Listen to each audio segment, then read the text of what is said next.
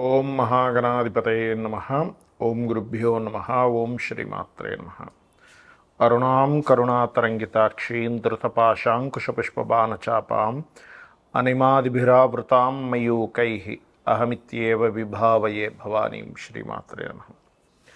ప్రేక్షకులకి ఆ లలితాంబిక అమ్మవారి యొక్క అనుగ్రహం పరిపూర్ణంగా కలగాలని మనస్ఫూర్తి కోరుకుంటూ మనం ఈరోజు ఏ లగ్నము వారికి, లగ్నం తెలియని వారు, రాశి వారికి ఎటువంటి స్వప్నాలు వచ్చినప్పుడు జాగ్రత్తగా ఉండాలి, ఎటువంటి స్వప్నములు వచ్చినప్పుడు ముఖ్యంగా అదృష్టం కలగనుంది అనేటువంటి సిరీస్లో మనం ఇంకొన్ని చెప్పుకోబోతున్నాం. అయితే ఇక్కడ ప్రధానంగా స్వప్నానికి కొన్ని రూల్స్ ఉన్నాయి, రెగ్యులేషన్స్ ఉన్నాయి, మనకి స్వప్నశాస్త్రంలో చెప్పడం జరిగింది. అయితే దీని గురించి నేను మీకు ఎండింగ్లో చెప్తాను. సో వీడియో ఎండింగ్ వరకు చూడండి. స్వప్నం అనేటువంటిది ఏంటంటే ఒక దేవత స్వప్నంలోకి వస్తుంది, లేకపోతే మనకి ఇన్సిడెంట్స్ స్వప్నంలోకి వస్తాయి.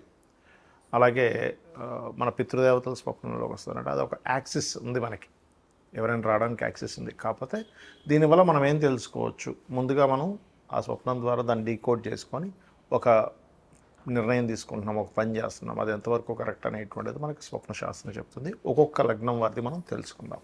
వృశ్చికం వారి కనుక చూసుకున్నట్లయితే సర్వసాధారణంగా వృశ్చికం వారికి కాంపిటీషన్ లక్షణాలు ఎక్కువగా ఉంటాయి. అయితే మీకు మంచి స్వప్నములు ఇది ఒక మంచి సంకేతం అని తెలిపేది ఏమిటి అంటే పసుపు రంగు వస్త్రాలు, పసుపు రంగు పుష్పాలు, లేనట్లయితే దత్తాత్రేయుడికి సంబంధించిన విగ్రహము, దక్షిణామూర్తి, గురువులు స్వప్నంలోకి రావడం చాలా మంచిది. అలాగే మంచి నీరు, చంద్రుడు, అదేవిధంగా తెల్లటి పుష్పాలు, సూర్యభగవానుడు, బంగారము, ఇవన్నీ కూడా చాలా మంచి స్వప్న సంబంధించిన విషయంలో. అయితే అది ఏ ఫామ్లో వచ్చింది, ఎలా వచ్చింది అనేటువంటిది తెలుసుకోవాలి. మరి జాగ్రత్త పడవలసినవి ఏమిటి అని చెప్పి చూసుకున్నట్లయితే ఆకస్మికంగా నాకేదో రాబోతుందని ఏదో స్వప్నంలోకి వచ్చింది, అది మాత్రం కొంచెం ఆలోచించుకోవాల్సిన అంశం. అంటే ఎలా అంటే కొంతమంది చూడండి షేర్ మార్కెట్స్ చేస్తుంటారు, అలాంటి వారికి ఆల్రెడీ పోతూనే ఉంటాయి, కానీ స్వప్నంలో మాత్రం నాకు వచ్చింది అంటే దాన్ని నమ్మకండి దయచేసి. ఎందుకంటే ఇక్కడ అదొక ఎలా ఉంటుందంటే స్వప్నం ఒక్కొక్కసారి మనము దాన్ని అర్థం చేసుకునే విధానం సరిగ్గా అర్థం చేసుకోకపోవడం వల్ల కలిగేటువంటి నెగిటివ్ ఎఫెక్ట్స్ అనేటువంటివి కలుగుతూ ఉంటాయి, గుర్తుపెట్టుకోండి.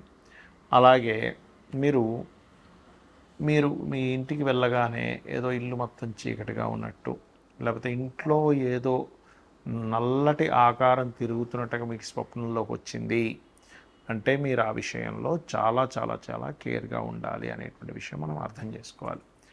అలాగే మరొక విషయం ఏంటంటే ఇక్కడ గమనించినట్లయితే మీకు గనక స్వప్న సంబంధించినటువంటి అంశాలలో గుర్తుపెట్టుకోండి, ప్రధానంగా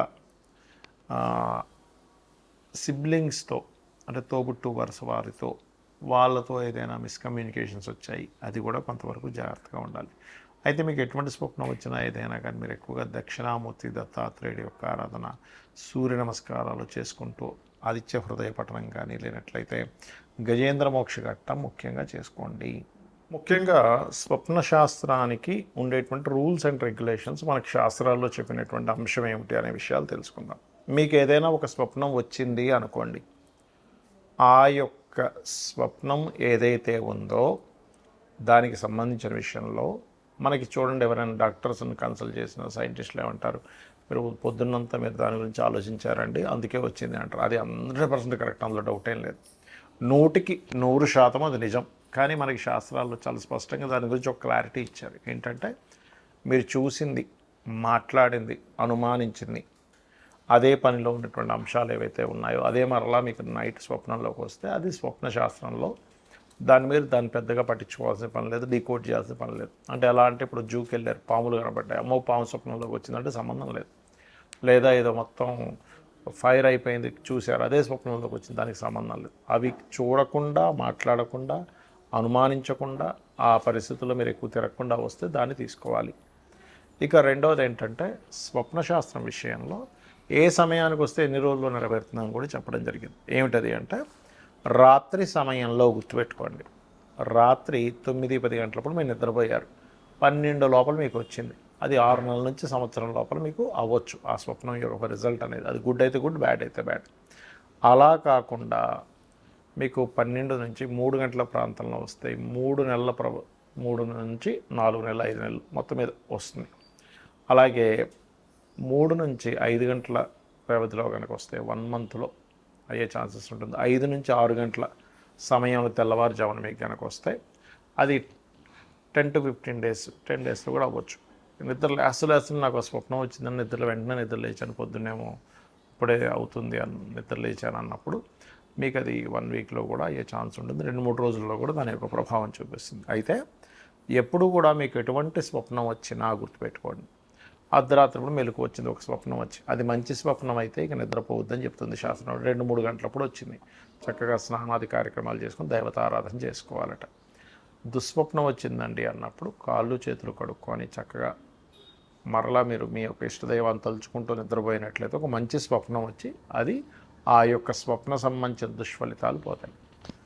అలాగే చాలామంది తెలియక ఉదయం నిద్రలేచిన వెంటనే వాళ్ళ స్వప్నం గురించి వివరిస్తారు. అలా వివరించవద్దు అని చెప్తుంది శాస్త్రం. నిద్రలేచి చక్కగా మీ కాలకృత్యాలు తీర్చుకొని మీ యొక్క నిత్య దైనందిక కర్మలు ఏవైతే నిత్య ధ్యానము మన సంధ్యావందనము లేనట్లయితే నిత్య పంచోపచార పూజలు లాంటివి అవి కంప్లీట్ చేసుకొని చక్కగా ఆలయానికి వెళ్ళొచ్చి మధ్యాహ్నం భోజనం తర్వాత చెప్పాలి అని చెప్తుంది శాస్త్రం. అలాగే మీకు ఎటువంటి స్వప్నం వచ్చినా దాని నుంచి మీకు మంచి ఫలితమే రావాలి అంటే మీరు చేయవలసినటువంటిది ప్రధానంగా గజేంద్ర మోక్ష ఘట్టము చదవడం కానీ, త్రిజట స్వప్న వృత్తాంతం వినడం కానీ, చదవడం కానీ వినడం కానీ చేయొచ్చు.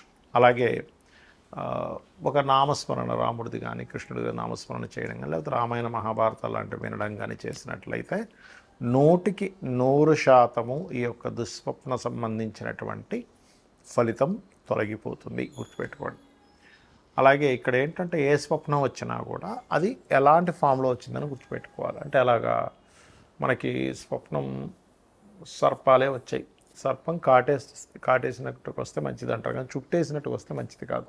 ఇప్పుడు గోవు ఉంది, గోవు స్వప్నంలోకి వచ్చిందండి అంటే గోవు చక్కగా నిలబడిందండి, తెల్లగా ఉంది, నేను ఆ గోవుకి నేను నమస్కరించుకున్నాను, చాలా మంచిది. అది మిమ్మల్ని పొడుస్తున్నట్టు వచ్చింది, గోవైనా కూడా మిమ్మల్ని ఎటువంటి యాక్షన్ ఉంది అందులో అది చూడాలి. అలాగే మరొక విషయం ఏంటంటే ఇక్కడ మీకు ఉదాహరణకు ఒక అగ్ని వచ్చింది, అగ్ని ఎలా వచ్చింది, కాగడా చేతిలో పట్టుకొని మీరు దారి చూపిస్తూ చక్కగా వచ్చిందా, వేరే వాళ్ళు మీకు ఒక కాగడ ఇచ్చి వెళ్ళండి చీకట్లో ఉన్నారు కదా వచ్చిందా అంటే ఒకరు మీకు సహకరిస్తున్నారు.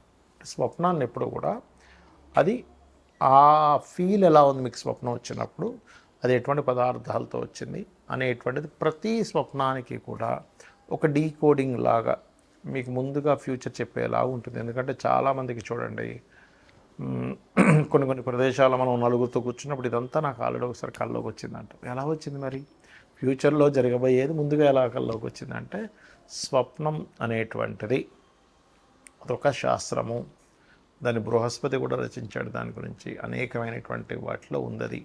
కాబట్టి ఇది మూఢనమ్మకంగా తీసుకుంటే మీరు ఇందాక నేను చెప్పాను కొన్ని విషయాలు ఆల్రెడీ చూసిందే వచ్చిందండి దాన్ని తీసుకోకండి. అలా కాదు, ఇది ఒక శాస్త్రంగా మీరు పరిగణిస్తూ దీన్ని స్టడీ చేస్తుంది. ఎందుకంటే ఇక్కడ మీకు నష్టపోయేది ఏం లేదు. దుస్వప్నం వచ్చింది, చక్కగా మీరు గజేంద్ర మోక్షం వినడమో చదవడమో చేస్తారు. మంచి స్వప్నం వచ్చింది, దాని రిజల్ట్ మీరు చూస్తారు. శ్రీమాత్రే నమః.